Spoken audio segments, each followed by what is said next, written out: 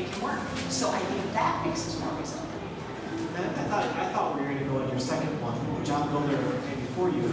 But with the 25 watershed management authorities that encompass 40% of the state, it would sure be nice if we had real, renewable, and reliable funding to help them implement the work that they're doing. And so when this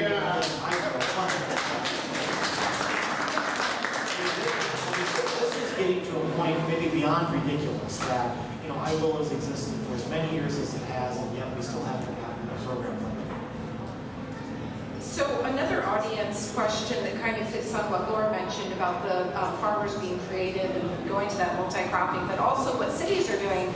There are numerous examples nationwide of multi-purpose solutions to floodplain management, such as parks, replacing developed or developable land.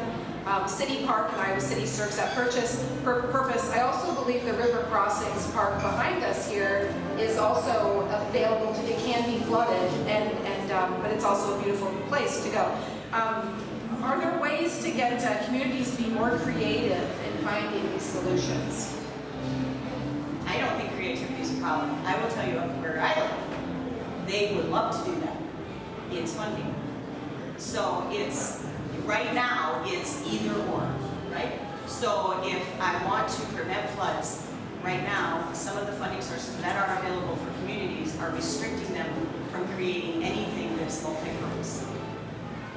And so, no, you can't make this sediment or water retention structure also function as a park when it's not full of water. You only do that, right? The funding sources are separated instead of supporting each other. So they may want to do it, but they can't. At least that's what's happening in rural. You see anything like that, Senator Hogue? Well, I'm kind of thinking about it, and I'm thinking about a lot of the things that have been said here. And obviously, we need more funding. I mean, and this is I just want to make it clear, this is an issue that affects both urban and rural Iowa. Farmers suffered a whole lot of flood damage in 2008. I remember we had 60,000 acres voluntarily enrolled in a permanent easement program, federal program, the EWP program. After the flood in 2008, there was only enough federal funding for 6,000 acres, and then we did some advocacy and got that up to 12,000 acres. But that still means 48,000 acres of farmland that was severely degraded in the flood of 2008. There was no federal assistance for. So we do have to reorient our thinking on these things and say, okay, so here's this problem. What's it going to take to solve it? And then go out and kind of solve it. And there are so many things that work, and people can be involved in it. And I do want people to go home with the understanding it isn't just about government funding, although government funding is essential, right? You have to have that public investment to compensate people for, to help people do these solutions, right? Right? Our farmers can be a bigger part of the solution to this problem, but they need the financial help to do it. Cover crops cost a lot of money. If you're thinking cover crops as a solution, that costs a lot of money.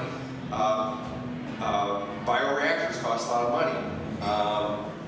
Wetland restoration, buffer strips, it costs money, so we've got to be there to help financially. But we also just have to have kind of this can-do attitude and make sure and drive and get it done on the magnitude that we get it done.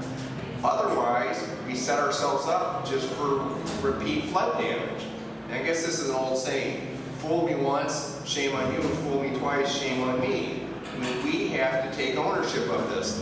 And as I said this morning at the event, we need citizens engaged in this issue with the same spirit of the sandbag that they have during a flood disaster, right? I was there with the thousands of people helping protect the city intake, water intake in Cedar Rapids on the night of June 12, 2008, and then at Mercy Medical Center later that night. We need to engage citizens in this, and part of it is advocacy and citizenship and speaking up for funding. Part of it is let's create some more opportunities for people to just be directly involved. And I was also told earlier today, instead of the spirit of the sandbag, I should call it the spirit of the ESCO barrier. But that doesn't sound as good. I'm going to stick with the spirit of the sandbag. So how do we get from that education point of having, fewer than 100 people here to those thousands packing sandbags? How do we get to that education? Well, I think the news media plays a role in it. I think it's incumbent on all of us to do the public education. You heard from Laura earlier about how much education the Flood Center's been able to do. That lays the foundation, but we just need to keep building on it. One of the things, I know Camyar and Cheyenne is here from Cedar Falls, the Center for Energy and Environmental Education. After the flood of 2008, for the Cedar, we created a Cedar River Watershed Coalition. That's a volunteer, citizen-led effort, and we continue to meet twice a year throughout the watershed. Our next meeting will be Friday, November 8th, I believe in Cedar Falls. And we keep trying to invite people in, let the news media about it, trying to build this. Because if we don't do that, what happens is what happened after the flood of '93. Oh, we forget. That was a once-in-a-lifetime activity. Or it's what happened in Amber. Well, 2011 happened, we spent all this money, and then boom, you're dealing with it again. And we have to be vigilant so that we say never again to that level of flood damage. You cannot prevent all future flooding. If we did everything I wanted, I got animated there. If we did everything I wanted in the Cedar River watershed, and you had the same meteorological conditions that we had in 2008, there would still be significant flood damage. But if you can buy it down a foot or two, that would make a world of difference, save hundreds of millions of dollars in damage. And we need to come at this with some urgency and enthusiasm and say, this is our watershed. We all live in this watershed together. Let's stop future flood damage at this level. Rick and Laura, I wanted to ask, what are some successful education efforts you've seen in your communities?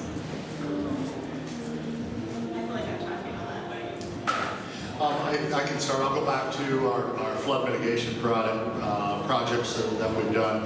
Again, going back to how many people that would have directly affected again. When we talk about the education piece, and you're spot on, but I think it starts with all of us here, and we're really probably preaching to the choir. However, does it stop here? I'll ask you maybe 2-3 questions here. How many of you have actually looked at the IFC product and actually looked and went in and played with it a little bit? Number one, okay, few, and it's okay if you didn't along the way. That's great, glad you do. How many have your own personal preparedness plan at home for yourselves? My last question, why not? That's what I go out and do when I teach. My passion now is, I'm going to tell you, I can't go out and I cannot touch my 21,000 residents in Buchanan County. I can't touch all the residents that we're talking about here in Johnson County. I can't do that. What I can do is I can talk to you 100 people, and I can task you to go home first and make a plan for your own families. Then take that plan, go to your place of worship, go to your schools, talk to your kids, make sure we're talking to people, talking about this resiliency that we can do on our own. And folks, we don't have to have that carrot dangle that is government funding. There's a lot of this stuff we can do on our own. We've got the tools and the products out here doing it. We've got great people working. We've got these tools we're talking about. It's not just that. So weather service is using it. The elected officials are using it. Why aren't we doing it ourselves? Actually, I have to piggyback on that and then tell you the answer. But, and I want to correct something, because multi-cropping actually is more profitable than a single crop. And it's something that then you don't have to have a government payment, because it yields you more economically. So the producers know that, that's why they're working on it. But it also yields us resilience. And as far as the education goes, so our nonprofit realized a couple years ago that no one in the schools was teaching anything about flooding. Obviously, this is a new conversation 10 years ago, right? When we started thinking about flood prevention and community and urban conservation in terms of flood prevention. And so we actually have a new program where we have a demonstration site at our office, at our campus. And we've brought in hundreds of students. And for the first time ever, teachers across our region now have incorporated flood prevention and urban conservation into their curriculum. High school, middle school, and grade school teachers. And they bring their classes, and then we actually have grants available to them to implement. You might be having something that want to implement in your county. And so the students get to develop the project, and then they get to implement in their community or after school. They have to work obviously with someone who has, but they usually come up with some great ideas. So if we don't think about that, if we just talk to us, which is a great idea, but can we please start training the next generation to start thinking about it and then planning for how to make it better, and then they'll be students, and then they'll also work for VTech, and then, right? So let's get that moving as well. I'm writing some of these ideas now for future Gazette stories, so thank you. Chris, I want to ask Chris to help me here a little bit. You know, one of the other real challenges we have, and I appreciate the multi-cropping, but we also, I think, need to pause and take a little bit of a look at agriculture and how agriculture is related to the floodplain. And I believe it's 70,000 acres that we farm in the 2 year of the 5 year. 250,000. In which the 2 year of the 5 year. So we have 250,000 acres of land that we're farming in the 2 year floodplain. Okay, that's land that's expected to flood on average about every other year. And so how are we making that work in the system? Wouldn't that be a wonderful place for an emergency wetland program or a wetland reserve program to come in, build some resilience, build some, sponge element of the landscape that used to be in our place back in the system? Okay, we're socializing all of the risk by covering, those crop insurance, and yet we privatize the profit. So I think that's what we should do. I think it has to be ready to go, because like when a watershed floods, that's when the producer is ready right now to sell that out for the right, that's when they're ready to get rid of it. And if they have to wait 5 years, they're gonna change their mind until the next flood, and then they'll be ready for it. Well, that delay seems like it's a part of government funding, isn't it, to a certain degree? I mean, Cedar Rapids was waiting quite a while, and University of Iowa still is waiting to rebuild the Museum of Art, and another question related to funding from the audience. The question is, explain the impact of the Iowa Flood Center's budget cuts. Yeah, so the Iowa Flood Center budget cut, that's, when we first, were developing the Flood Center proposal to the state legislature, we had initially a budget of $2.3 million. And, times were tough. It was 2009, the economy was soft, we were recovering from a $1 million disaster in our state. And we were very fortunate to be funded at $1.3 million. That was later raised to 1.5 under Governor Branson's administration. Then we were zeroed out for about a 48-hour period, then recovered $1.2 million. And it's people. What we are is we're an intellectual and scientific organization.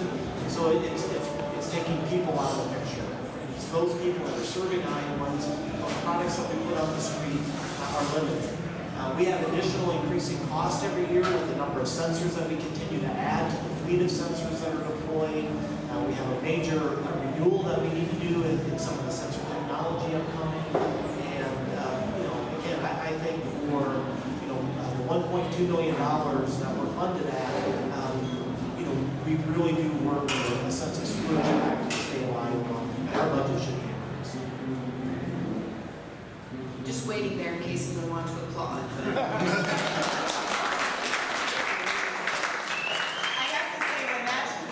Cut out, and then there was a legislator actually from Western Iowa that said, why do they need funding? All our funding problems have been figured out and solved. And I just, that was it. Well, and again, the number one thing that kept us funded during that defunded moment was the support that we had from around Iowa. An email went out as I was headed over to Des Moines that day to chat with some legislators, and we had thousands of points of contact. Thousands and thousands of points of contact. It was overwhelming, and it was heartfelt, and it was touching. Sometimes you don't know if your work is appreciated, or if anybody's really following it or paying attention. But when we were zeroed out, the number of people that responded to our call for help was just incredible, and we are forever grateful. I don't think the legislature, you can disagree with me, but I don't know if they realize all the surveys that we've done in our watersheds and asked people, have you been impacted directly by flooding? Has someone in your family been impacted? How were you impacted? I don't think they know how many people have been. Is that possible that they don't realize that? Yes, it is possible. Look, okay, so let me just first of all, you know, my life was forever changed with the flood in 2008. Right, I had been concerned about flooding, I'd been concerned about climate change, all kinds of things before 2008. But when you live in and work in and represent a city that suffered the devastation that Cedar Rapids did, and my experience was far from, you know, kind of sounds sort of, it's even kind of embarrassing to just talk about, but like my day job, we were out of our offices for 3.5 months, right? And that was minor inconvenience compared to what the people who had lost their homes and had their businesses totally destroyed were dealing with. So that's my experience. But for people who haven't experienced that, just to step back, here's the life of a legislator. I got hundreds of issues, thousands of constituents. Some districts, this constant need to campaign because they're very competitive districts. And, you know, people might sort of, well, flooding's that issue over there, and it's not, and it's just that they don't have personal ownership of it. They might have, you know, personal ownership over some other kind of issue, right, that is important to them personally. And so what I think is really important is for people, don't just assume that an elected official knows what you've experienced. I think what's really important is for people to speak up, and you can't try to get in somebody's face if you really want to, but I like to think of it as a relationship building exercise. You want to know your elected officials on a first name basis, and you want to feel comfortable being able to tell them, hey, this is something that is a concern to me, and I really need you to help on this. And, you know, if they don't respond on the first time, don't get mad, don't get angry, follow it up, follow it up. Think about, put yourself in the shoes of the legislator, busy person, got a personal life, a family, a job, plus these hundreds of issues, thousands of constituents, constantly need to campaign, and, you know, just be patient and persistent as you talk to them. So we know that the Iowa Flood Center isn't just sitting back and waiting to be consulted by communities. What can we expect from the Flood Center going forward? What are some of the neat things you're working on? Well, you know, so there have been, again, I think the work that we do at the watersheds, most importantly, I think we're really changing the landscape of Iowa, you know, through that work. As I mentioned this morning, you know, we get these very positive comments that we're everywhere all the time. And to me, that's wonderful because we have an incredible team of people that are out there doing that work and having impact all throughout Iowa. The technology continues to increase. VTech had mentioned before, the data integration and the improvements in the forecast model, that's wonderful. Real-time inundation maps are coming, you know, across Iowa, that's wonderful. You know, the model that we run has real-time soil moisture, again, a really important element to understand the antecedent conditions or, if we're on the verge of a flood or not. That's incredibly important for what we're doing in the state. Mathematical modeling that Antonio and his team are doing, where we're taking, you know, the computational size down to the 10-acre size. You know, allows us to look at conservation practices and mitigation strategies all across the state. And I just think there's a lot happening with the technology, as well as the communication and outreach programs in place. I think you're doing some other stuff too, right? Obviously you said you're doing a lot, but one I think really should be mentioned, Antonio was working on it today with some of the county engineers. So for the first time ever, I think, because of the Iowa Flood Center over the past probably 8 years, the county engineers in Iowa are more attuned to how flooding impacts county road and bridge infrastructure. And obviously, we have counties everywhere, right? So they're starting to think about, wait a minute, our roads and bridges are continually being battered by flooding. How is it that nobody's noticing how many millions of dollars this is costing the state?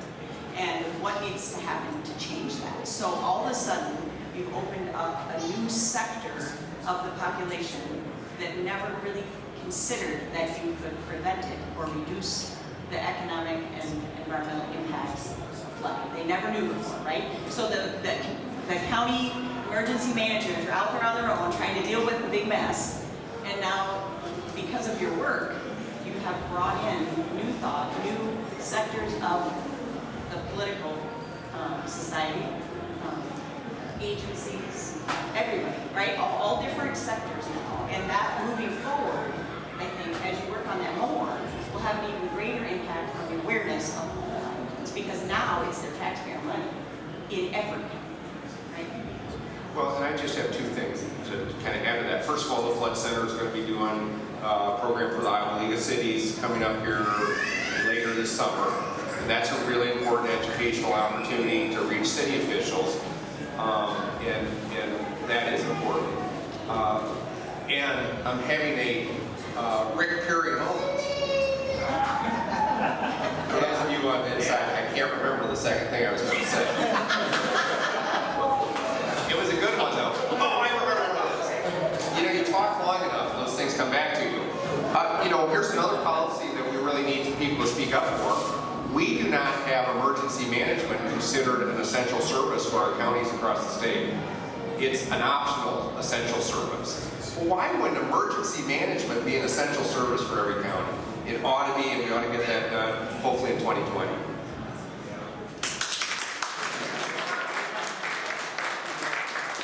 Well, and since Laura, you kind of set the pace, I didn't know we were allowed to ask questions up here, so VTech wants to know where's our check. Kidding. With that, and thank you for that. It's about the partnerships and everything that we do though, and the relationships that we have up here. There's a passion that goes along with it, and we're so grateful to have that and have people on our side like you, Senator Volkin. We've worked together with so many different projects. We've had a situation that's come up in the county, and I want to share it because I want to share how this has helped and what this has done, where it takes us to kind of where we are today. We had a situation come up with a current board of supervisors within our jurisdiction that is fairly new, that hasn't been affected. So I had to call in some partnerships. We had a developer that decided to purchase one of the second lowest lying topographical areas in my county and try to produce a 29-home subdivision in areas that have been bought out by FEMA, in areas that have been turned back into green space. And we had a zoning board within our county that allowed it to happen. They said, we'll let the DNR worry about it, we'll let our board of supervisors worry about it. So then we had our zoning director come down to my office and said, Rick, what are we going to do? So we go to work. We call in our partners, we go online, we put a presentation together with the IFC product. As luck would have it, one of the meetings that I set up, I actually wanted to have it on site, and I had a pretty good indication from National Weather Service that the water was coming up.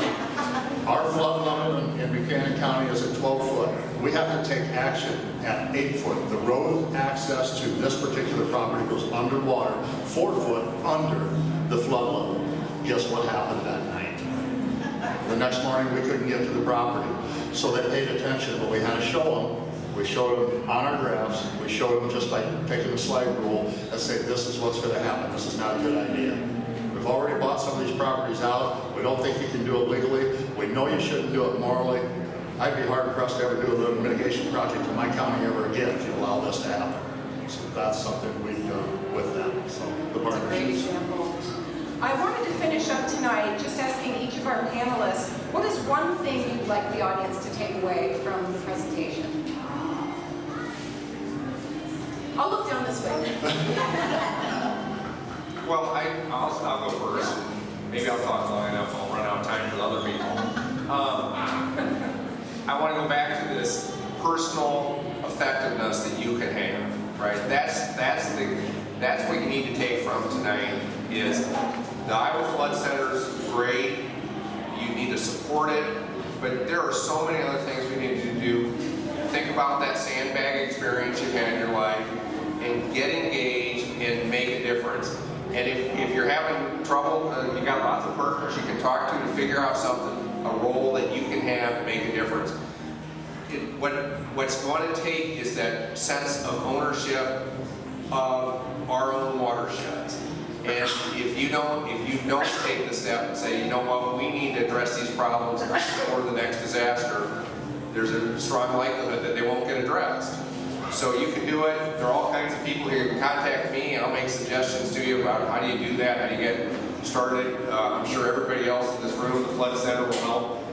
We want citizens to be engaged, and that's the one takeaway that I'd like to share.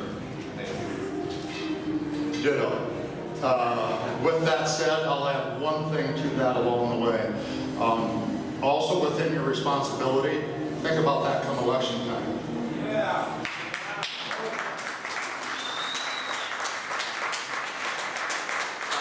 I'm thinking about this as taxes. I want you to look around the room of the elected officials that are here tonight. They're not here because this is a pleasure cruise. They're here because they care. They're here because they have a passion. You're not paying a tax, you're paying a cost for service. Okay?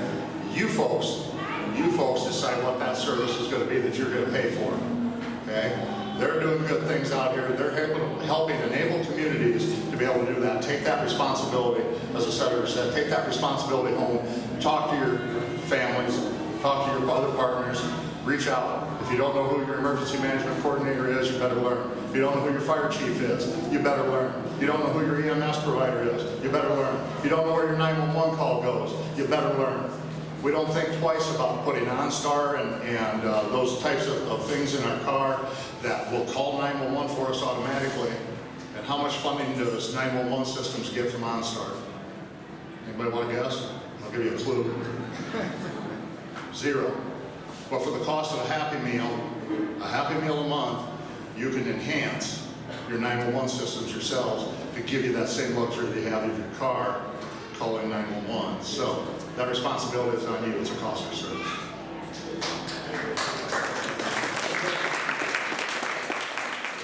takeaway that I'd like people to have tonight is really make science-based decisions and really, if you don't understand something, come to us or come to somebody that can help you understand. To make science-based decisions and also to be willing to ask the hard questions. Ask the hard questions of people that represent your district or your area. And during the time of these events, we've got to pause and I think we really have to ask ourselves the hard questions. Are we doing enough? Are we doing the right things?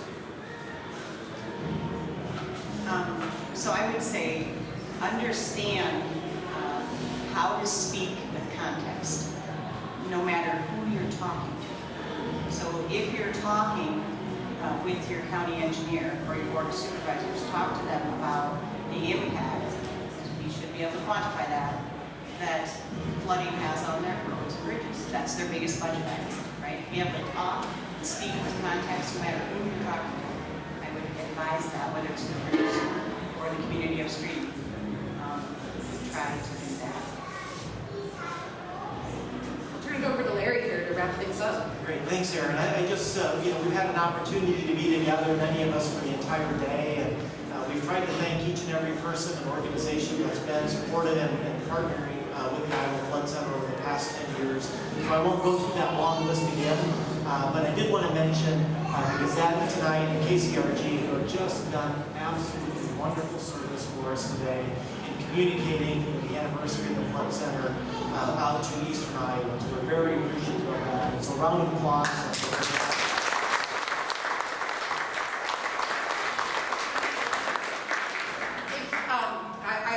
I had said I would say something about this. So the Gazette's hosting the Iowa Ideas Conference in October. It's a 2-day conference in Cedar Rapids. We have over 200 panelists lined up, including one of our speakers too is former Iowa Governor Tom Vilsack. It's going to be a great presentation. We have a track on energy and environment along with a lot of other tracks too. If you want to know more about it, you can ask me afterward, or we have also some magazines and other materials on that table over there. Sorry, go ahead, Larry. No, that's great, Aaron. And thanks for mentioning Iowa Ideas. Also, I'd like to thank Big Grove Brewery for hosting us tonight.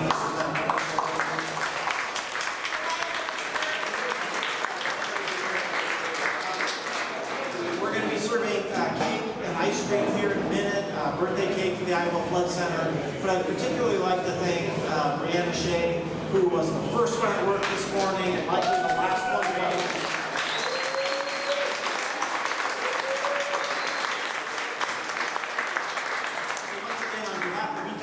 The director of the Flood Center, myself, thank you for everything for today and for the last 10 years. And